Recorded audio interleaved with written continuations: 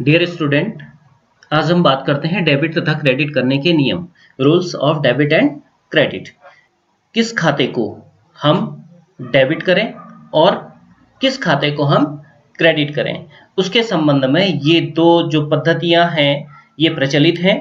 एक है परंपरागत पद्धति और दूसरी है आधुनिक पद्धति। परंपरागत पद्धति को हम अंग्रेजी में ट्रेडिशनल अप्रोच या इंग्लिश सिस्टम कहते हैं और आधुनिक पद्धति को मॉडर्न अप्रोच या अमेरिकन सिस्टम कहते हैं। क्योंकि कोई भी लेन देन होता है वह हमेशा कम से कम दो खातों को प्रभावित करता है। अब उसमें से एक खाता डेबिट होगा और दूसरा खाता क्रेडिट होगा। ये जो पद्धतियां हैं इनके अनुसार हम इसको तय करते हैं कि कौन से खाते को हम डेबिट करें और कौन से खाते को हम क्रेडिट करें। सबसे पहले बात करते हैं परंपरागत पद्धति या ट्रेडिशनल अप्रोच। यह है परंपरागत पद्धति या अंग्रेजी पद्धति। इसको अंग्रेजी में हम कहते हैं ट्रेडिशनल और इंग्लिश सिस्टम। इसमें क्या है, लेन देन को तीन खातों में बांट दिया जाता है। खाते जो हैं वो तीन भागों में बांट दिए जाते हैं। पहला है व्यक्तिगत खाते जिसको हम अंग्रेजी में पर्सनल अकाउंट कहते हैं। दूसरा है वास्तविक खाते जिसको अंग्रेजी में हम रियल अकाउंट कहते हैं। और तीसरा है नाममात्र या अवास्तविक खाते जिसको अंग्रेजी में नॉमिनल अकाउंट कहते हैं। सबसे पहले बात करते हैं पर्सनल अकाउंट की, व्यक्तिगत खाते की। व्यक्तिगत खाते का नियम होता है debit the receiver and credit the giver. मतलब पाने वाले को डेबिट करते हैं और देने वाले को क्रेडिट करते हैं। व्यक्तिगत खाते में कोई व्यक्ति है, कोई संस्था है, जैसे LIC है, SBI है, फर्म है, उसको हम व्यक्ति के रूप में मानते हैं, पर्सनल अकाउंट के तहत उसको रखते हैं। तो इसमें पाने वाले को हम डेबिट कर देंगे और जो देने वाला होगा उसको हम क्रेडिट कर देंगे। दूसरा है वास्तविक खाता जिसको हम अंग्रेजी में रियल अकाउंट कहते हैं। रियल अकाउंट वस्तुओं से संबंधित होती है, संपत्ति से संबंधित होती है। मतलब जो चीज हमारे पास आती है और जो चीज हमारे से जाती है, इसको हम इसमें शामिल करते हैं। इसका नियम debit what comes in and credit what goes out.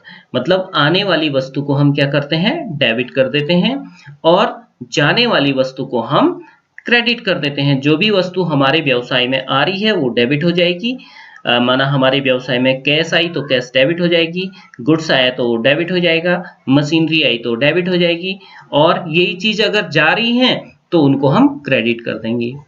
अब है नाममात्र या अवास्तविक खाते जिसको हम अंग्रेजी में नॉमिनल अकाउंट कहते हैं। इसमें है समस्त व्यय व हानियों को डेबिट किया जाता है और समस्त आय व लाभों को क्रेडिट किया जाता है। Debit all expenses and losses, credit all incomes and gains. नाममात्र का मतलब होता है जिसमें आय और व्ययों से संबंधित लेन देन रखे जाते हैं। अब बात करते हैं आधुनिक पद्धति या अमेरिकन पद्धति जिसको अंग्रेजी में मॉडर्न अप्रोच या अमेरिकन अप्रोच कहते हैं।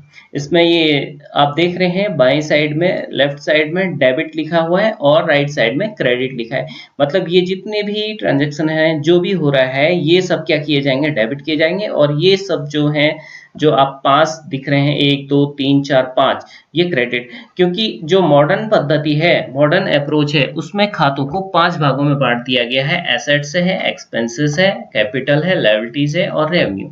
जैसे परंपरागत में 3 भागों में बांटा था, इसमें अमेरिकन पद्धति में 5 भागों में बांट दिया है। और इन्हीं नियमों के आधार पर हमारा डेबिट या क्रेडिट बनता है। तो एसेट्स में देखते हैं, एसेट्स जब बढ़ती है, एसेट्स जब इंक्रीज होती है तो उसको डेबिट करते हैं। वैसे ही एसेट्स जब डिक्रीज होती है, कम होती है, उसको क्रेडिट करते हैं। वैसे दूसरा है एक्सपेंसेस और लॉसेस। एक्सपेंसेस जब हमारे बढ़ते हैं उसको हम क्या करते हैं, डेबिट करते हैं। वैसे ही एक्सपेंसेस एंड लॉसेस जब कम हो जाते हैं तो उसको क्रेडिट करते हैं। फिर तीसरा है कैपिटल। कैपिटल जब कम हो जाती है उसको हम डेबिट करते हैं और कैपिटल जब बढ़ती है उसको क्रेडिट करते हैं। वैसे ही लायबिलिटीज है, लायबिलिटी जब कम होती है, डिक्रीज होती है, उसको डेबिट करते हैं। और लायबिलिटी जब इंक्रीज होती है, बढ़ती है, उसको क्रेडिट कर देते हैं। और फिर है रेवेन्यू। रेवेन्यू जब कम होता है, डिक्रीज होता है, उसको हम डेबिट करते हैं। और रेवेन्यू जब बढ़ता है उसको हम क्रेडिट करते हैं।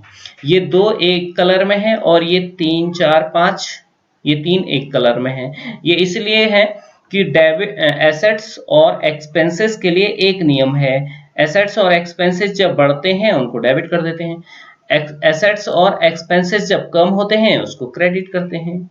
और वैसे ही 3, 4, 5 ये एक कलर में है, इसका मतलब है कैपिटल लायबिलिटीज और रेवेन्यू जब कम होते हैं उनको डेबिट कर देते हैं, और कैपिटल लायबिलिटीज और रेवेन्यू जब बढ़ते हैं उनको क्रेडिट कर दिया जाता है।